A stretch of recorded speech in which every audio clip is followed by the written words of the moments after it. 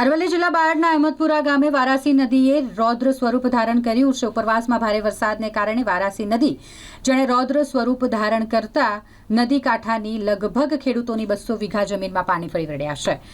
ભીંડા, દિવેલા અને સોયાબીન જેવા પાકો તદ્દન નિષ્ફળ ગયા છે। રાતા પાણીએ રોવાનો વારો જગતના તાતને આવ્યો છે। બાયડ તાલુકાના અહેમદપુરા ગામે વારાસી નદી રૌદ્ર સ્વરૂપ ધારણ કરતા કિનારાની લગભગ 200 વીઘા જેટલી જે જમીન છે ખેડૂતોની તેમાં પાક નિષ્ફળ ગયો છે। ગ્રામજનો દ્વારા તંત્રને નદી ઊંડી કરવા અને નદીમાં રહેલ બાવળો સાફ કરવા માટે રજૂઆત કરવામાં આવી હતી, પરંતુ તંત્ર દ્વારા ધ્યાન ન આપવામાં આવ્યું અને તંત્રના પાપે ખેડૂતોનો તમામ જે તૈયાર પાક છે તે નિષ્ફળ ગયો છે।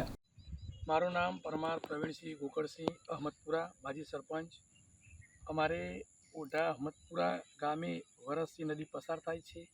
નદી કિનારે 200 વીઘા જેટલી જમીન ખેડૂતોને આવેલી છે, જેમાં ચોમાસાની સિઝનમાં પાકોમાં દિવેલા, સોયાબીન, સૂંઢીઓ, ભીંડા આવું અન્ય વાવેતર કરેલો હતો।